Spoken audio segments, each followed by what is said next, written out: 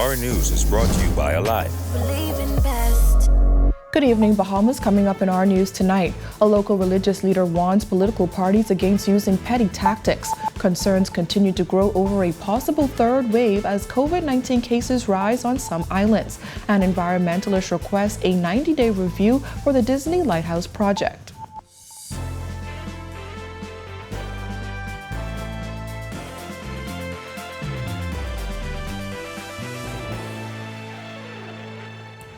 Welcome to our news and thanks for joining us. I'm Georgie O'Bain. Topping news tonight.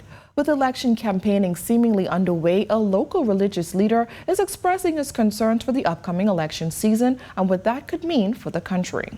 Anglican Bishop Leish Boyd expressing his concern that the overall messages from political parties may be watered down by petty politics and the need to one-up the competition. According to Boyd, it is now time to place the real issues to the forefront with plans to tackle them for the benefit of the Bahamian people. We need to ensure that in the political campaign we keep issues and overall national development to the fore. There is too much pettiness, there is too much one-upmanship, and all parties are guilty of it. That does not help the process, nor does it help the overall development of this country. According to Boyd, political parties tend to throw caution to the wind and are simply prepared to do whatever it takes to win, but those tactics only hurt the country in the long run. We need to focus on issues, we need to focus on truth. We need to stay away from spinning the truth and image consultants who can make anything look good. We need to stay away from that. We need to focus on what is true, what is right, what is good for the overall development of this country, no matter who the government is. And we need to keep that before us in election time, because you know as well as I do that when election time comes, people throw caution to the wind and they want to do anything just to win. And that's wrong, and that hurts the country, and it hurts the fabric of democracy and integrity in the long run. Asked if he was concerned about the recent door-to-door campaigning in the light of the COVID-19 pandemic, Boyd said it's important to limit congregating and movement. We have to constantly be careful in all of the activities that we engage in, that we keep the protocols in mind and safety. And so anybody who is doing anything needs to keep those protocols in mind. We need to limit movement, we need to limit congregating. Mount Tabor Church Senior Pastor Neil Ellis says despite the rough year brought on by the COVID-19 pandemic, he believes things will get much better for Bahamians. He says as we grow through this solemn period for Easter, Ellis encourages all to find hope in the resurrection story. Our Kyle Joaquin reports. So we've had a tough time. What do you say to our people now after a year? Sunday's coming. Easter Sunday's coming. With March making 1 year since the country has been in a state of emergency and under COVID-19 restrictions, Mount Tabor Senior Pastor Neil Ellis says many Bahamian families are still struggling. And he says the effects have impacted more families than people think. I think we've seen a multiplicity of things happened between 2020, March 2020, and March 2021. Some have been positive, some have been negative. As a matter of fact, I have dealt with at least three cases of sexual abuse in-house, family. But on the other hand, Ellis says it's also been a time where more families have been forced to spend more time with each other. What he says is a given is that this year has been rough, but that there is hope. Sometimes, Kyle, we go through these things and we think that God is not paying attention and that God has taken his hands off the steering wheel of our lives. But he had to stay there and watch Jesus die. That's his son. His only begotten son. As a matter of fact, in Psalms, you'll see where it was recorded, God had to hide his face because he couldn't stop this event from going on because it was a part of the plan. Here's what I would want to say to our brothers and sisters across the length and breadth of our country who may be still experiencing some difficult times. God has not abandoned you. He's not taken his hands off the steering wheel of your life. But even though it's dark now and it's Good Friday that's coming up, Easter Sunday is right around the corner. Ellis said one thing that has done his heart well has been to see the creativity of Bahamians during this rough time, with many finding joy in the simple things. So this has been wonderfully strange for a person like me, and I'm sure for others. But of course, you're able to maximize these moments, and I think many people have started new projects. I see a lot of gardening going on. Yeah, so a lot of people. Everybody got a home garden. So if we accomplish nothing else, or during the pandemic here in the Bahamas, I think we accomplished the task of assisting to feed ourselves. For Our News, I'm Kyle Joaquin. And despite the arrival of 2 shipments of the AstraZeneca vaccine to the Bahamas, the leader of the Christian Council is warning residents not to let their guard down. Bahamas Christian Council President Bishop Delton Fernandez expressing concern about a potential 3rd wave here in the Bahamas, following concerns being levied by healthcare professionals earlier this week. Fernandez calling on Bahamians to do their part in preventing the progress being made. The numbers are ticking in the wrong direction, and so we need to mask up. We need to observe all of the protocols. We need to be vaccinated, and let's do what's necessary so that we can make it safely through this period. There is concern. We are watching, but it's up to us to do our part to make sure that we make it through safely. While Fernandez says he is encouraged by the turnout of the elderly, he feels as though the 20 to 40 age range could present a challenge in terms of vaccination apprehension. When I saw the data yesterday, and with the arrival of the 30,000, we are certain that 60 and above, and when we drop to 50, that there is an excitement about that age group. It is that the challenge will be maybe in the 20s and above, but we think by the time we get there that the momentum would have been built and we would have a society that at least 70% of us will be vaccinated. Following the arrival of the country's vaccine supply from the COVAX facility, Fernandez says the next step is to have the vaccine rollout move to more islands. More are saying yes, and we saw that yesterday with the crowds that turn up at the system. And we have days where we are vaccinating 1,000 people. And so it is a robust system. It's about to be widened to all of the islands, and we thank God for the ability to do this for the people of the Bahamas. High-end resorts are outperforming their middle-income counterparts, according to Tourism Minister Dionisio de Aguilar. In certain niche markets, the high-end private yacht, private aviation, boutique, exclusive type resorts in our country, they are doing better than those that cater to the more middle-income mass market or bigger hotels. So you're seeing a difference between the two markets. De Aguilar says officials expect tourism numbers to improve as the year goes on, once the COVID-19 situation is kept under control in the country. There are ebbs and flows. Easter, of course, is an important travel holiday, and so we are seeing an uptick. But as I've said, from here to the end of the year, there's going to be a gradual increase in cases, assuming we don't have to go into any sort of further restrictive measures. So it's very important, if we want the orderly rebound of tourism, that we make sure we keep our COVID cases in place. A group of environmentalists opposed to Disney's Lighthouse Point project in South Eleuthera wrote a letter asking the Minister of Environment to extend the public review period of the environmental impact assessment. The group include Re-Earth, Waterkeepers Bahamas, Waterkeeper Alliance, Brief, and Save the Bays. According to Re-Earth Executive Director Sam Duncombe, 30 days isn't enough to properly review and comment on the 550-page document.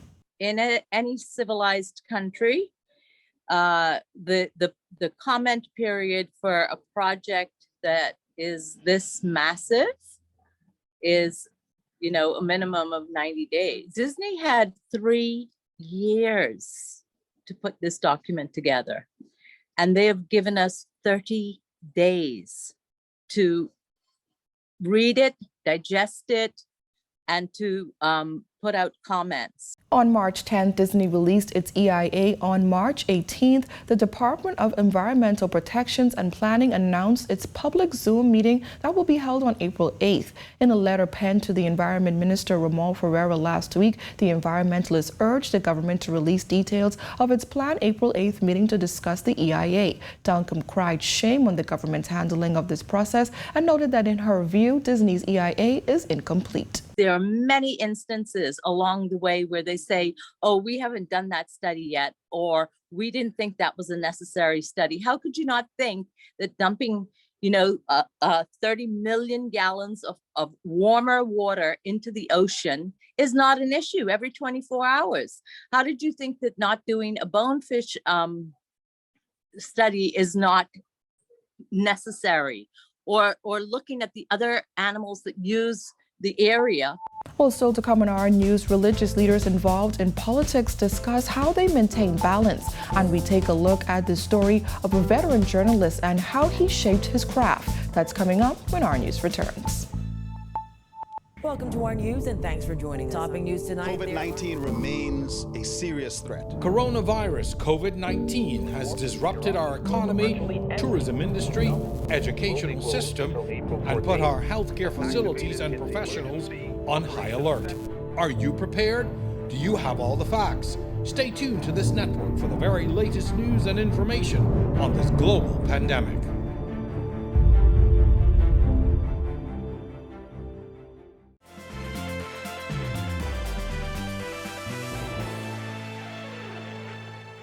You're watching our news. Welcome back. Should there always be a clear line between politics and the church? Sitting MPs discuss how they handle the conflicting worlds. Member of Parliament for the Michael constituency, Miriam Emanuel, appearing on this week's episode of On the Record with host Jerome Sawyer to discuss politics and the pulpit.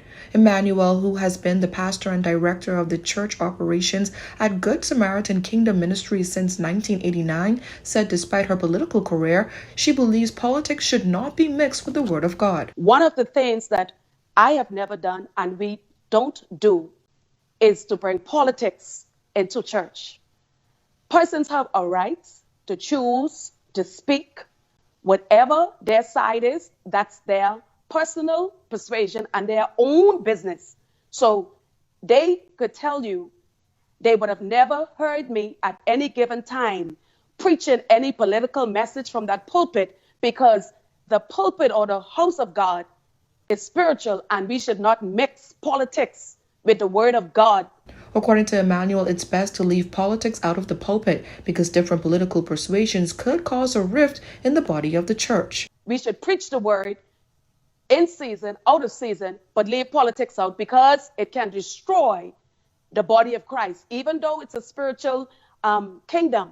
But people get really, really off the cliff, if I may say, when it comes to their political persuasion, their political parties. So we stay away from that. Youth Director Assistant Stephon Forbes believes one thing is missing from politics, and that is a genuine love for the people. They should have better high moral integrity.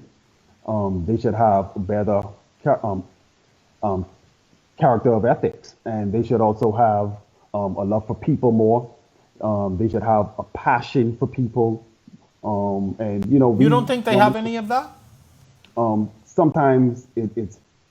Sometimes it's hard to believe that they do, because there's an outcry. And there's always an outcry. Every 5 years, there's an outcry. Earlier this week, we told the story of veteran broadcaster Ed Bethel, who is battling stage 4 lung cancer without health insurance. With a broadcasting career that spanned decades, Bethel says he has a story to tell. Our Christina Dragovich has that. I started to write my story, and I did pretty good. I mean, I've done 4 decades, I guess, pretty much outlined, not properly in there. I got the whole thing together, but then I got sick and then it stopped. If you're in a younger generation, you may recognize his voice from Guardian Radio, but Ed Bethel has forged a path of his own from the early days of the Broadcasting Corporation of the Bahamas. How early? Well, Bethel says one of the highlights of his career was coverage of Bahamian independence in 1973. Independence. Independence 1973 was just one of the greatest. I mean, you just can't imagine the kind of work you had. The second one would have been the 1985 Commonwealth Heads of Government meeting, which we hosted here. Absolutely a wonderful time. That is closely followed by coverage of the 1985 Commonwealth Heads of Government meeting in Nassau, hosted by Prime Minister Lyndon Pindling and attended by Queen Elizabeth II. That meeting put the wheels in motion for the dismantling of apartheid in South Africa and the release of Nelson Mandela from prison. Bethel says it was a full-circle moment when he became non-resident ambassador of the Bahamas to South Africa. I had the great honor and privilege to have covered those things. 33 years later, I became ambassador to South Africa. And I spoke to Jacob, the president then, and I reminded him that the Bahamas had a big hand to play in the dismantling of apartheid. He says, "Oh yeah, I remember." As a journalist, Bethel saw the extreme highs and lows in his coverage. The SS Yarmouth Castle was destroyed in a fire and sunk in 1965 en route to Nassau in what is considered the worst disaster in North American waters. 90 people were killed. Their survivors were brought to Nassau on the Bahama Star. I remember a good story of a woman who had lost her husband in a drowning and had brought a 10-year-old son to the Bahamas aboard Yarmouth Castle. She survived, and the little 10-year-old son was missing. She cried at her bed in the Princess Margaret Hospital. One of the most touching stories I'd ever done. Bethel has witnessed the evolution of news in the country, not only in how news is reported, but also how the news itself has changed. When there was a murder in the Bahamas, Nassau, the entire city came out to the court. Today it just goes by. Whether he was reporting to the nation or representing the Bahamas as a diplomat, Bethel is thankful for the opportunities he has had. It's a joy, and it's been an honor and a privilege to serve. I look around. I hope I stay around for another couple of years and get another assignment. Not like that, but another assignment to do God's work and to do work for the country if I can help. If I can help in the broadcasting or in the diplomatic area, I'd be very happy to. Stage 4 cancer has been a tough battle so far, but Bethel is ready to forge ahead. His kids have set up a GoFundMe account to help pay for his treatments since he doesn't have health insurance coverage.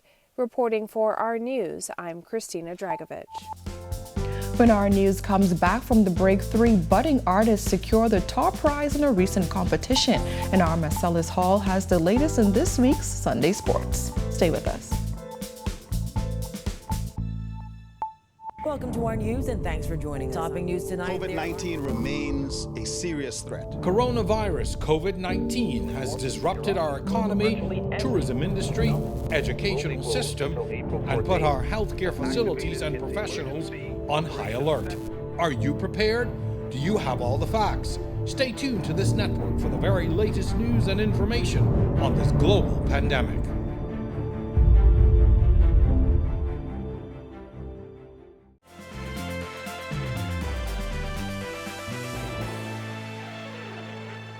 This is Our News. Welcome back. Grand Bahama entrepreneurs are trying their hand at something new, as the Grand Bahama Port Authority has seen a boost in the number of business license applications since pre-Dorian days. GBPA President Ian Bethel says before Dorian in 2019, the GBPA would receive 2 to 3 business license applications per week. Now that has doubled. Now we have about 10 to 11 on average license applications per week. So it's looking very optimistic out there. I think the pandemic has also encouraged persons to want to start their own businesses. They would have been affected at their current business places, maybe with salary decreases, and have realized that they need to take their destiny into their own hands. The entrepreneurial spirit has grown, showing confidence in the local economy, according to Customer Relations Manager Nicole Colebrook. Apparently, individuals feel confident in the market despite the pandemic, even despite Hurricane Dorian. So we are very optimistic about the way the economy is going right now. Earlier this month, the GBPA announced its micro-business license and business diversity waivers, programs designed to stimulate Grand Bahama's economy and diversify its offerings. The micro-business license allows entrepreneurs to become GBPA licensees at a lower cost. The GBPA says it is an affordable startup option for micro-retailers, food truck vendors, pop-up retailers, craft artisans or vendors, micro-fisheries, farming businesses, and more. And the Nassau Guardian awarding prizes to the winners of its annual Easter Bunny coloring competition this week. The winners telling our news what went into their winning pieces. I just thought of rainbows and the color of Easter and how Easter have bright colors. How did you feel when you found out that you won? I was very excited. I just thought of spring colors and Easter colors and pastel colors, and I joined them together and made this beautiful piece. Did you think that you would win? Yes, ma'am. You know I it. did brown, blue, green, and red. How long did it take you to color the beautiful bunny? A little bit long. The winners received Easter baskets courtesy of the Balloon People and gift cards. Executive Sales Assistant Anita Rolls says it's the smiles on the children's faces that makes the annual initiative worth it. Well, you know, we're the Balloon People, and as the Balloon People, it is important for us to ensure that we bring innovative ideas and design here to our country. And so this is the Easter Bunny, the Airs, is something that is really popular around the world. And we have been given the age ranges for all of the winners, and we just wanted to make sure that what we put in those these balloons, that they really represent what true winners should have. To be honest, that's what we're looking for, you know, to bring some cheer, despite what's going on in the economy. We try to do something, community outreach programs and initiatives that can actually foster togetherness, you know, show love, show hope, and that's what we stand for. When we take a closer look into the world of pageantry, plus our Marcellus Hall has this week's sports highlights. Stay with us. Welcome to our news and thanks for joining us. Topping news tonight. COVID-19 remains a serious threat. Coronavirus COVID-19 has disrupted our economy, tourism industry, educational system, and put our healthcare facilities and professionals on high alert. Are you prepared? Do you have all the facts? Stay tuned to this network for the very latest news and information on this global pandemic.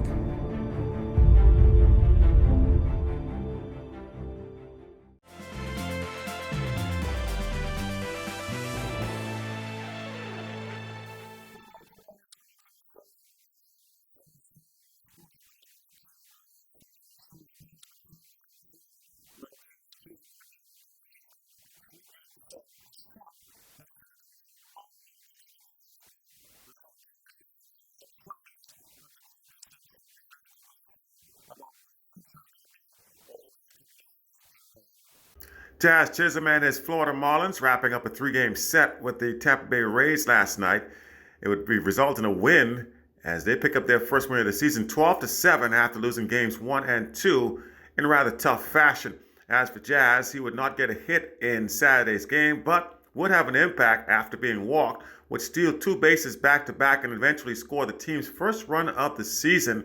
So another first for Jazz, another milestone as he continues his dramatic entrance into the season.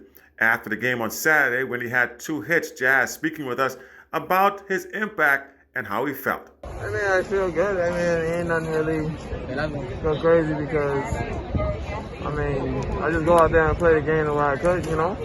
Try to be the best I could, help my team win all the time, and, you know, play with a lot of confidence and have fun out there. Ain't nothing else to do. Yeah, disappointed that you lost, but still a good performance overall. Yeah, low-key disappointed, but, you know, we're going to come back out tomorrow.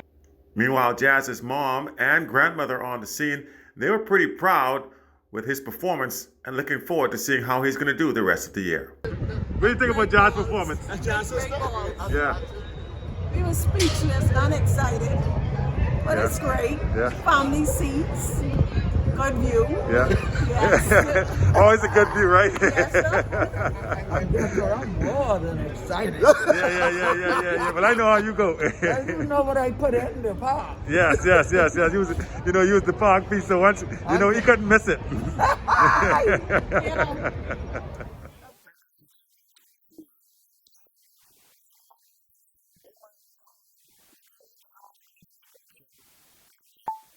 Two rising Bahamian beauty queens are speaking on their journey to the crown, their plans after pageantry, and changes they would like to see made to enhance the industry here at home. Let's meet Miss Plus World 2021 and Miss Supranational Bahamas 2021.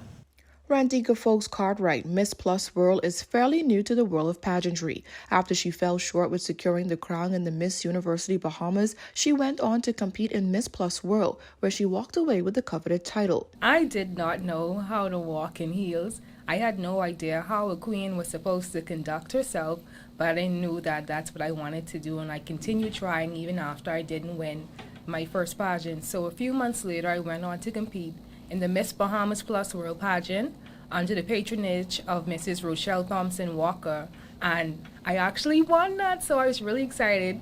And I represented the Bahamas in Houston, Texas 3 weeks later, and the Bahamas won first runner-up in the pageant as well as Best National Costume. And Naisha Tillis is no stranger to the pageant scene. Tillis is now entering her 5th pageant, already participating in the first Miss University Bahamas 2017, Miss World Bahamas, Miss Bahamas Universe 2019 and 2020, where she received the 1st and 2nd runner-up.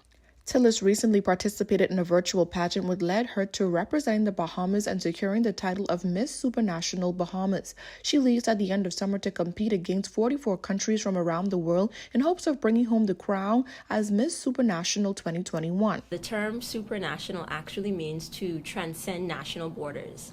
And for me, that speaks to the fact that we are so much more than hair.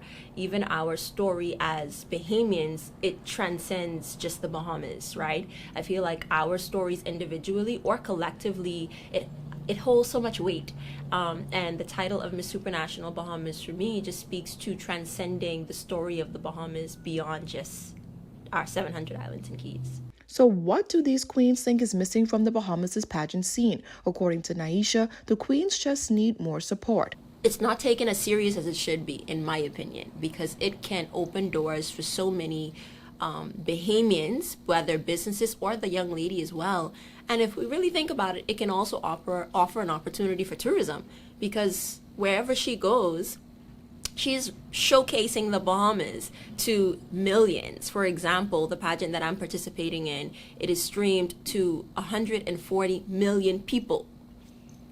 Like, imagine tapping into that. This will be Randica's last pageant. She graduates from the University of the Bahamas in May with a degree in accounting and will be taking some time away from the bright lights to focus on her budding career and personal life. I don't think that I'm going to be competing again, honestly, because I'd like to focus more on my personal life. I'm graduating from the University of the Bahamas in May, God's willing, with my bachelor's in accounting, so that's going to be my focus, as well as family life, because I am married. But I'll definitely still be involved in the pageant scene, and I'd hope that I can own my pageant franchise one day, or own my own pageant franchise, I should say.